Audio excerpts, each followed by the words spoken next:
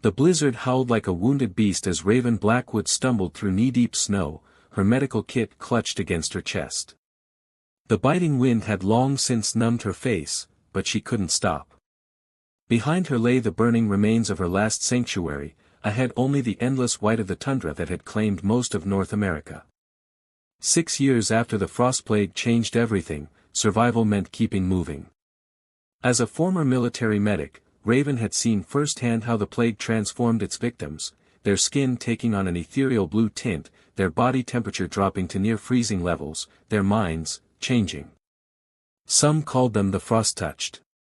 Others called them monsters. Raven called them patients, once. Until the military ordered their extermination. She deserted that night, taking what supplies she could carry. But now, with her provisions running low and frostbite creeping into her toes, even her medical training couldn't save her from the inevitable.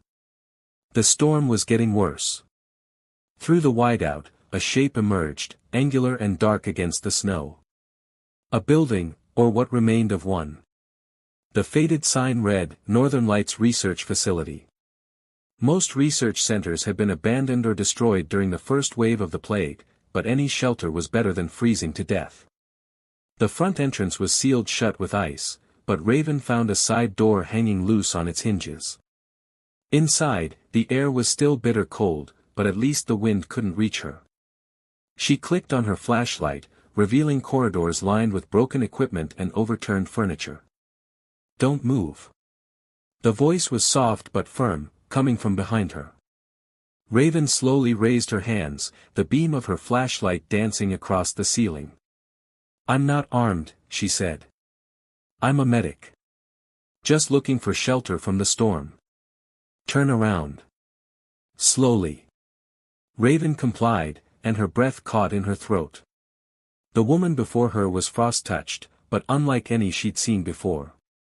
Her skin wasn't just tinted blue, it seemed to shimmer with an inner light, like moonlight through ice. Long silver-white hair was braided intricately away from a face that held both beauty and hardness. She held no weapon, but her hands glowed with a faint, cold light. "A medic?" The frost-touched woman's eyes narrowed. "Military?" "Former military," Raven corrected. "I left when they started the purges." The woman studied her for a long moment, then the glow faded from her hands. "I'm Lyra. Lyra Wintermist. And you're bleeding." Raven looked down. Dark blood had soaked through her coat where she'd hastily bandaged a wound from her escape.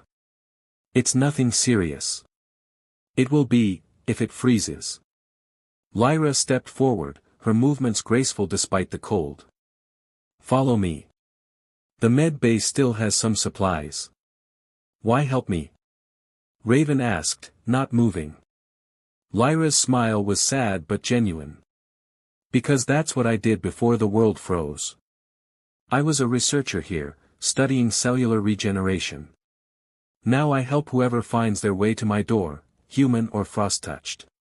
The plague doesn't discriminate, why should I?" The med bay was surprisingly intact, with solar-powered emergency lights casting a warm glow. As Lyra cleaned and properly bandaged her wound, Raven noticed the precise, practiced movements of her hands. "You've had medical training," she observed. "Hard to study healing without it," Lyra replied. "Though these days, I'm learning new methods." She pressed her palm gently against the bandage, and Raven felt an unusual sensation, like ice forming, but instead of painful, it was soothing. "How did you?" Raven trailed off, fascinated. "The plague changed us, yes. But not all changes are curses." Lyra sat back, looking tired. "You can stay until the storm passes. There's food, and I have a generator for heat in the living quarters." "Thank you." Raven hesitated. "But you should know, there might be others following me. The military, they're looking for deserters. And they're especially interested in anyone with medical knowledge." "Because of the rumors?" Lyra's expression grew careful. "About a cure?" "You've heard them too." "Rumors are dangerous things, Raven Blackwood. Lyra stood, gathering the medical supplies. Get some rest. Tomorrow, if you're willing, I could use help with my patients. The storm always brings more survivors. As Raven followed Lyra through the dimly lit corridors, she couldn't shake the feeling that she'd stumbled upon something more than just shelter. In the frost-touched woman's eyes, she'd seen recognition, not of her face, but of her pain. Of her search for redemption. The storm raged on outside, but for the first time in months, Raven felt something else beneath her exhaustion: hope. 3 weeks had passed since the storm that brought Raven to the research facility, and still she found herself startled by the way Lyra's skin caught the light. The frost-touched healer moved through the converted lab space with quiet grace, checking on their newest patient, a young man suffering from advanced stages of the frost plague. His fever's rising, Raven noted, pressing a cool cloth to the man's forehead. That's unusual for the plague. The virus is evolving, Lyra murmured, her hands hovering over the patient's chest, emanating that strange, soothing cold. Each case is different now. Some burn before they freeze. They worked in comfortable silence, a routine developed over weeks of treating survivors. Raven had quickly learned that Lyra's patients included a small community of both humans and frost-touched, hiding in the facility's lower levels. Currently, they sheltered 15 souls, each with their own story of loss and survival. You're staring again, Lyra said softly, not looking up from her work. Raven felt heat rise to her cheeks. Sorry. I'm still trying to understand your abilities. The cold you generate, it's not like other frost-touched I've seen. Because I was patient zero. Lyra's hands stilled. Or rather, I was exposed to the original strain while working here. Before it mutated, before it spread. She finally met Raven's gaze. Before your military decided the only solution was to burn out the infection. The words hung between them like frost crystals, delicate and sharp. Raven looked away first. I didn't know. About the burnings, I mean. Not until they ordered my unit to process a frost-touched settlement. Her voice grew hollow. They were just families. Children. All showing signs of adaptation rather than deterioration. Like you. Lyra moved around the bed, her fingertips brushing Raven's shoulder. The past freezes us only if we let it. A commotion from the corridor interrupted them. Jasper, their youngest resident at 12 years old, burst into the med bay. Riders coming. Through the North Pass. Raven was already moving, grabbing her binoculars from her pack. From the facility's observation deck, she could see them, 3 snowmobiles cutting black lines through the white landscape. Military issue. They're still following my trail, she said, guilt twisting in her gut. I've put everyone here at risk. No. Lyra's voice was firm. You've helped us save lives. And now we'll help save yours. She turned to Jasper. Tell everyone to move to the lower levels. Emergency Protocol 3. The boy nodded and disappeared. Lyra began gathering medical supplies, her movements swift but precise. There's something you need to see. I should have shown you sooner, but trust doesn't come easily these days. She led Raven through a series of secured doors, down to a sub-basement level that hummed with power. The room they entered looked like a cross between a laboratory and a greenhouse. Specialized lights bathed rows of plants in artificial daylight, plants with crystalline leaves that seemed to pulse with their own inner glow. What is this? Raven breathed. Hope. Lyra touched one of the crystal leaves, and it chimed softly. The original research here wasn't just about cellular regeneration. We were studying extremophiles, organisms that thrive in extreme conditions. When the plague first appeared, we discovered it wasn't trying to kill us. It was trying to adapt us. She turned to Raven, her eyes intense. The frost-touched aren't mistakes, Raven. We're evolution's answer to a dying world. These plants. They're proof that life doesn't just survive change, it embraces it. Transforms. Footsteps echoed from above. The soldiers had arrived. Raven's hand instinctively went to her side, where she used to carry a weapon. "We don't have much time," Lyra continued urgently. "There's a network of frost-touched settlements. Safe places, like this one. Places where humans and frost-touched work together, find ways to coexist. To thrive. The military, they don't want a cure. They want control. Why are you telling me this now? Because I need you to make a choice." Lyra stepped closer, her breath visible in the cold air between them. "Stay. Help me protect these people. Help me show the world there's another way." Her hand found Raven's, ice-cold but gentle. "Or run. I'll give you supplies, directions to safe passages. But if you stay..." The unspoken words hung in the air. "If you stay, there's no going back.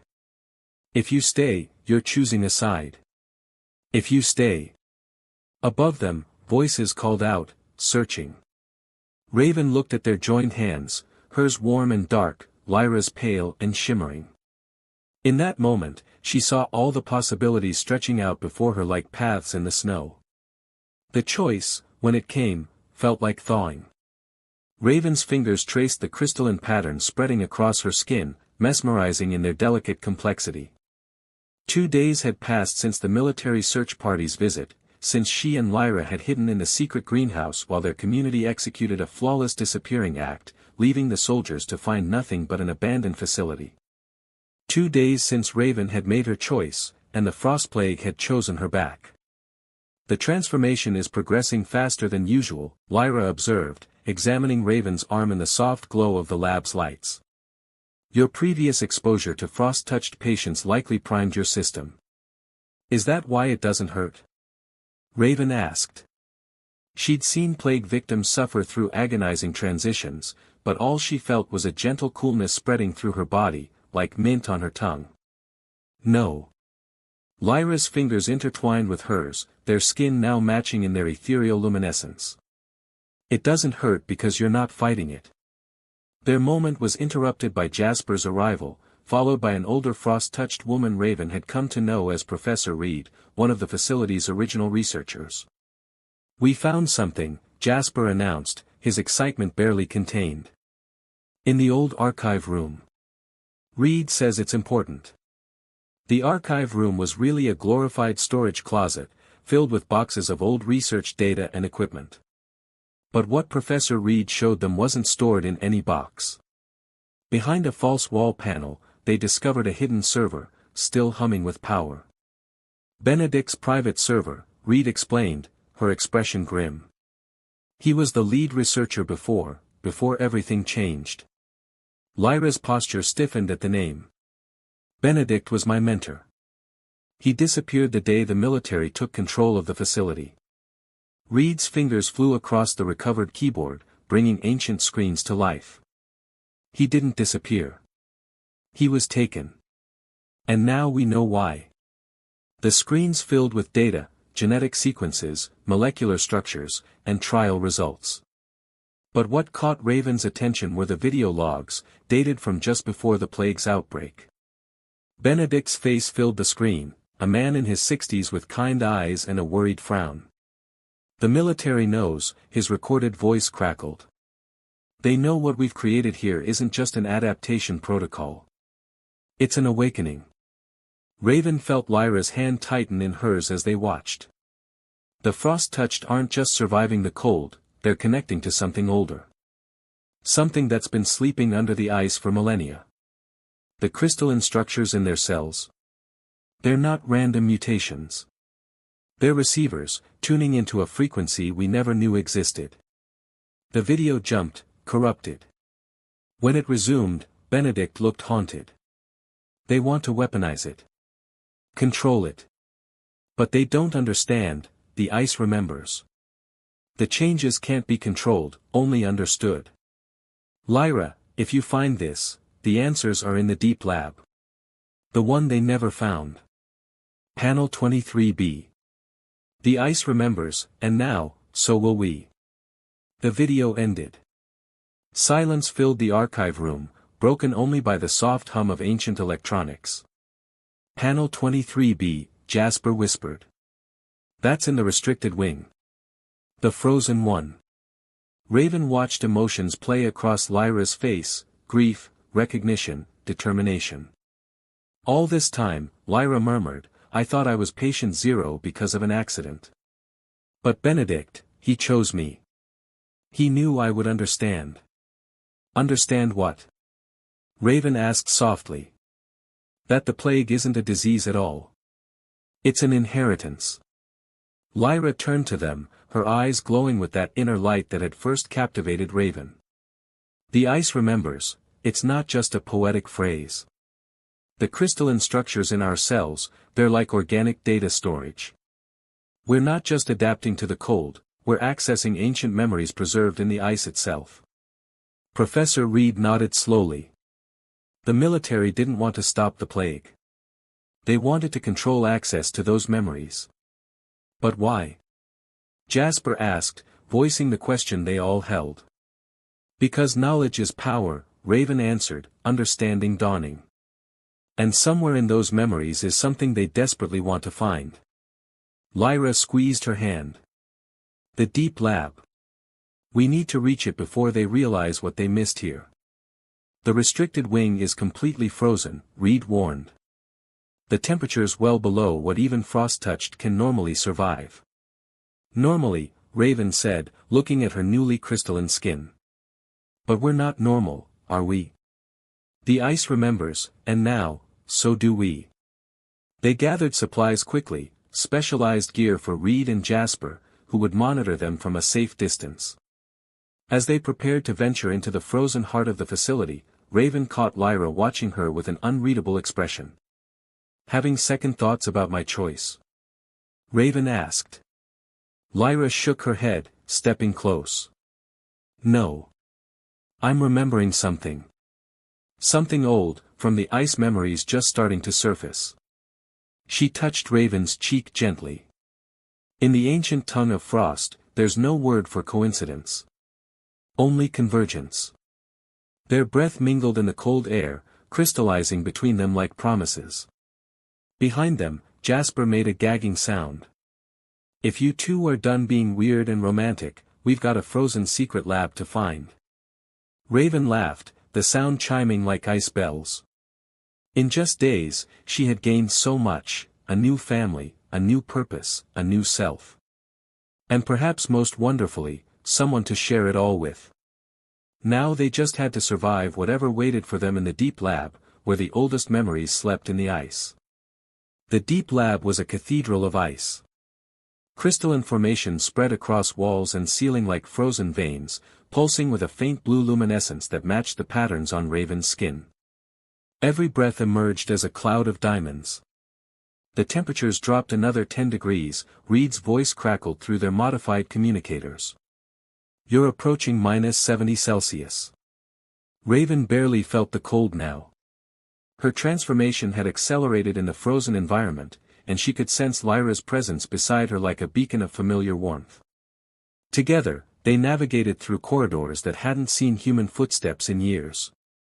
There, Lyra pointed to a partially obscured door. Benedict's mark. A crystalline symbol had been etched into the metal, similar to the patterns now adorning their skin. As Lyra pressed her palm against it, the ice around them hummed in response. The memories, Raven whispered. They're stronger here. Images flickered through her mind, vast cities under glaciers, civilizations that had learned to thrive in the endless winter, knowledge preserved in living ice. The crystalline structures weren't just changing their bodies, they were connecting them to an ancient network of stored memories. The door opened with a crack of breaking ice. Inside, they found more than just a lab. It was a library of frost, where data had been encoded into the very structure of the ice itself. Benedict found a way to access it, Lyra breathed, moving to a central console that seemed to grow out of the frozen floor. The old memories, the ancient knowledge, he found a way to read it. But before they could investigate further, a new voice cut through their communicators, multiple vehicles approaching from the north. Military signatures. How did they find us? Raven moved to a frost-covered window, seeing distant lights cutting through the perpetual twilight. They didn't, Lyra's voice was tight with understanding. They're following the same trail Benedict left. The one that led us here. She turned to the console, her movements urgent. We need to access these records now. As Lyra worked, Raven kept watch. The military vehicles were getting closer, their headlights cutting through the swirling snow. But something else caught her attention, movements in the storm that didn't match any vehicle patterns. Lyra, she called softly. We're not alone out there.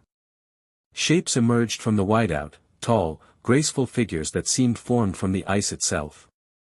True frost-touched, not transformed humans but beings that had always been part of this frozen world. The originators, Lyra breathed. They're real. The console hummed to life, projecting images into the ice-filled air, the true history of their world, of cycles of freeze and thaw, of civilizations that learned to preserve themselves in living ice, waiting for the right moment to re-emerge. This is what the military wants to control, Raven realized. Not just the transformation, but the awakening. The return. An explosion rocked the facility above them. Through their comms, they heard Reed's urgent voice, they're breaching the upper levels. Lyra's hands flew over the console, copying data into specialized crystals. We can't let them have this. The awakening has to happen naturally, not under military control. The ice around them resonated with increasing intensity, responding to the presence of both the military invasion above and the originators outside. Raven felt it in her transformed cells, a call, a choice. Lyra, she said softly, understanding flooding her. The ice doesn't just remember.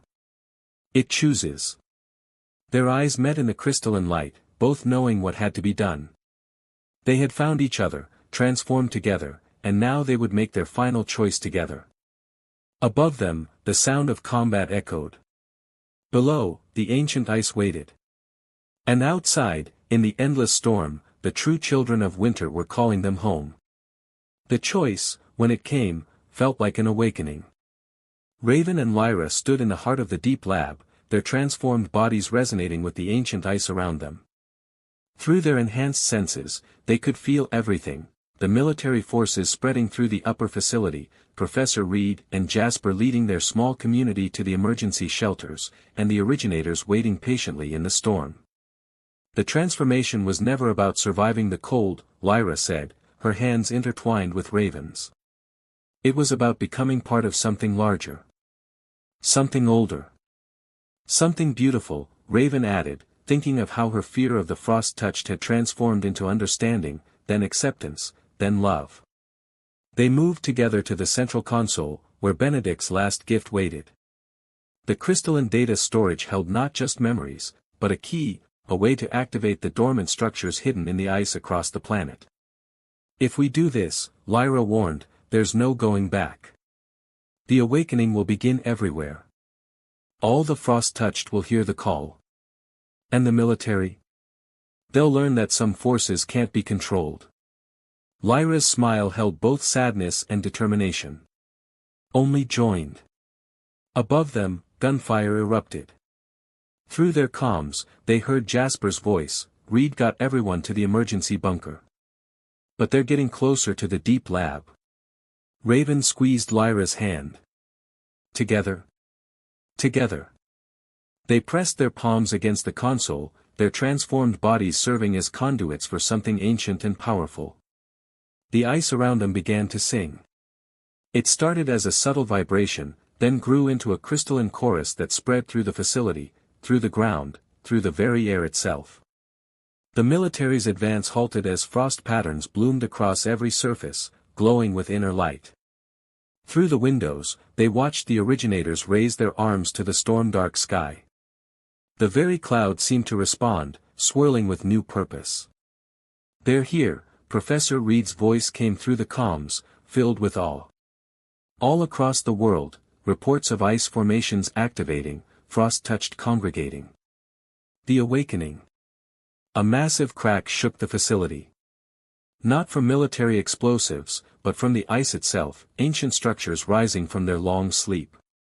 The military forces retreated in chaos as the very landscape began to transform. In the deep lab, Raven and Lyra held each other as their final transformation began. The crystalline patterns on their skin grew more intricate, more beautiful, until they glowed like the northern lights given human form. "I can see them," Raven whispered. "All the lost cities, the sleeping civilization." "Not lost," Lyra corrected gently. "Waiting. For people like us. For the right moment to show humanity another way to live." The wall of the lab dissolved into crystalline light, and the originators entered. They were beautiful beyond words, beings of living ice and ancient wisdom. They spoke not in words but in patterns of frost and light, welcoming their transformed kin. Through their enhanced senses, Raven and Lyra felt the change spreading across the planet. Frost touched everywhere were awakening to their true potential, their connections to the ancient ice growing stronger. The military's plans for control crumbled in the face of something far more powerful, evolution itself. Professor Reed and young Jasper found them as the transformation neared its completion. Reed's eyes were wide with wonder, while Jasper simply grinned. "The ice remembers," he said. "But it also dreams, doesn't it?" "Yes," Lyra answered, her voice chiming like crystal bells. "It dreams of harmony between old and new, between what was lost and what can be reborn. Between what we were and what we can become," Raven added, thinking of her journey from fearful soldier to something transcendent.